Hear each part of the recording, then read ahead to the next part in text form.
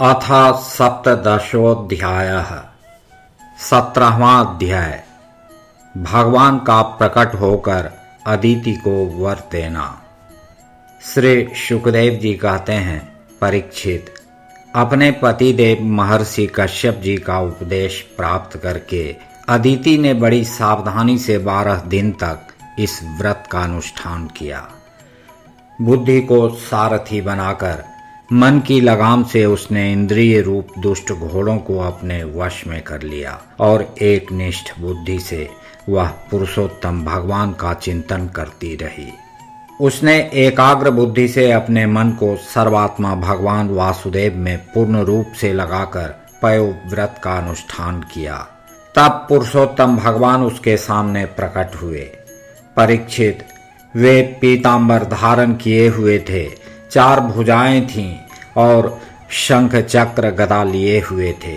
अपने नेत्रों के सामने भगवान को सहसा प्रकट हुए देख अदिति सादर उठ खड़ी हुई और फिर प्रेम से विह्वल होकर उसने पृथ्वी पर लौटकर उन्हें दंडवत प्रणाम किया।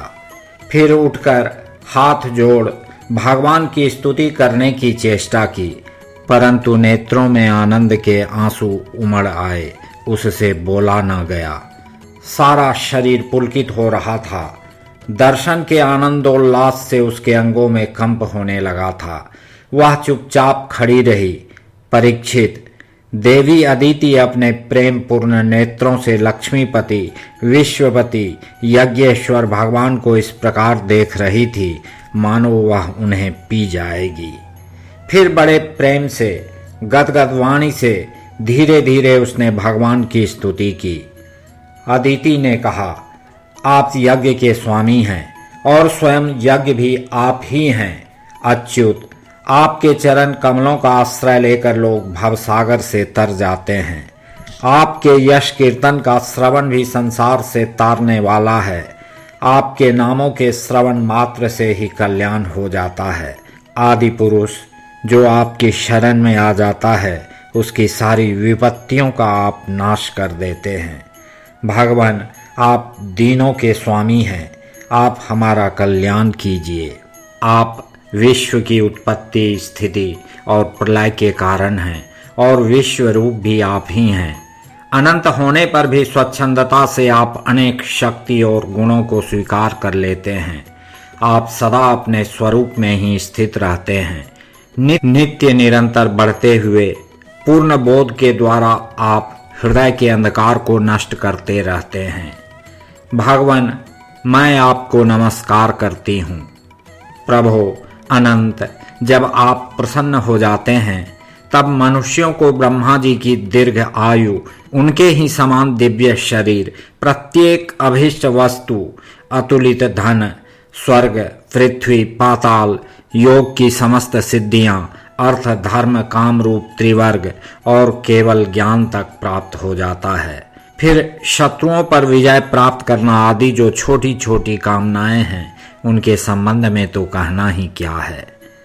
श्री सुखदेव जी कहते हैं, परीक्षित, जब अदिति ने इस प्रकार कमल नयन भगवान की स्तुति की तब समस्त प्राणियों के हृदय में रहकर उनकी गतिविधि जानने वाले भगवान ने यह बात कही।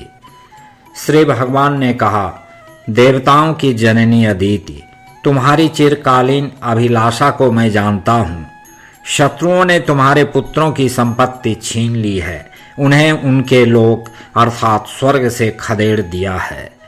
तुम चाहती हो कि युद्ध में तुम्हारे पुत्र उन मत वाले और बलि असुरों को जीतकर विजय लक्ष्मी प्राप्त करें, तब तुम उनके साथ भगवान की उपासना करो। तुम्हारी इच्छा यह भी है कि तुम्हारे इंद्रादि पुत्र जब शत्रुओं को मार डालें तब तुम उनकी रोती हुई दुखी स्त्रियों को अपनी आंखों से देख सको। अदिति, तुम चाहती हो कि तुम्हारे पुत्र धन और शक्ति से समृद्ध हो जाएं, उनकी कीर्ति और ऐश्वर्य उन्हें फिर से प्राप्त हो जाएं तथा वे स्वर्ग पर अधिकार जमा कर पूर्ववत विहार करें। परंतु देवी, वे असुर सेनापति इस समय जीते नहीं जा सकते, ऐसा मेरा निश्चय है, क्योंकि ईश्वर और ब्राह्मण इस समय उनके अनुकूल हैं। इस समय उनके साथ यदि लड़ाई छेड़ी जाएगी तो उससे सुख मिलने की आशा नहीं है। फिर भी देवी, तुम्हारे इस व्रत के अनुष्ठान से मैं बहुत प्रसन्न हूँ, इसलिए मुझे इस संबंध में कोई न कोई उपाय सोचना ही पड़ेगा, क्योंकि मेरी आराधना व्यर्थ तो होनी नहीं चाहिए। उससे श्रद्धा के अनुसार फल अवश्य मिलता है।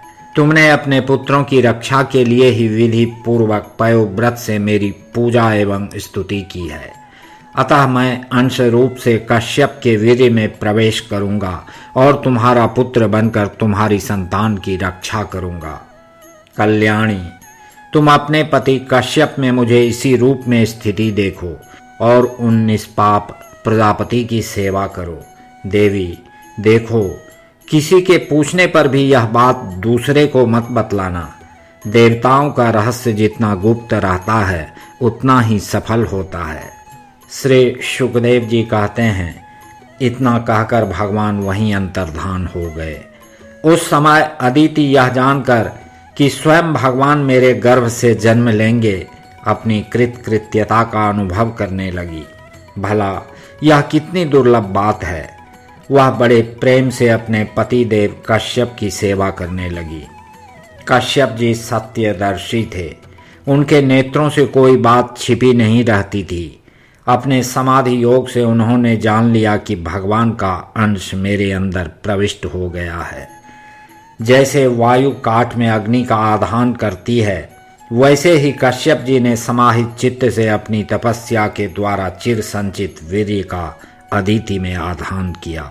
जब ब्रह्मा जी को यह बात मालूम हुई कि अदिति के गर्भ में तो स्वयं अविनाशी भगवान आए हैं, तब वे भगवान के रहस्यमय नामों से उनकी स्तुति करने लगे। ब्रह्मा जी ने कहा, समग्र कीर्ति के आश्रय भगवान, आपकी जय हो। अनंत शक्तियों के अधिष्ठान, आपके चरणों में नमस्कार है। ब्रह्मण्य देव, त्रिगुणों के नियामक, आपके चरणों में मेरे बार बार प्रणाम है। कृष्ण के पुत्र रूप में उत्पन्न होने वाले, वेदों के समस्त ज्ञान को अपने अंदर रखने वाले प्रभु, वास्तव में आप ही सबके विधाता हैं। आपको मैं बार बार नमस्कार करता हूँ। ये तीनों लोक आपकी नाभि में स्थित हैं। तीनों लोकों से परे वैकुंठ में आप निवास करते हैं।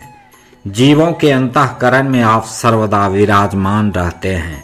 ऐसे सर्वव्यापक विष्णु को मैं नमस्कार करता हूँ। प्रभु, आप ही संसार के आदि अंत और इसलिए मध्य भी हैं। यही कारण है कि वेद अनंत शक्ति पुरुष के रूप में आपका वर्णन करते हैं। जैसे गहरा स्रोत अपने भीतर पड़े हुए तिनके को बहा ले जाता है, वैसे ही आप काल रूप से संसार का धारा प्रवाह संचालन करते रहते हैं। आप चराचर प्रजा और प्रजापतियों को भी उत्पन्न करने वाले मूल कारण हैं।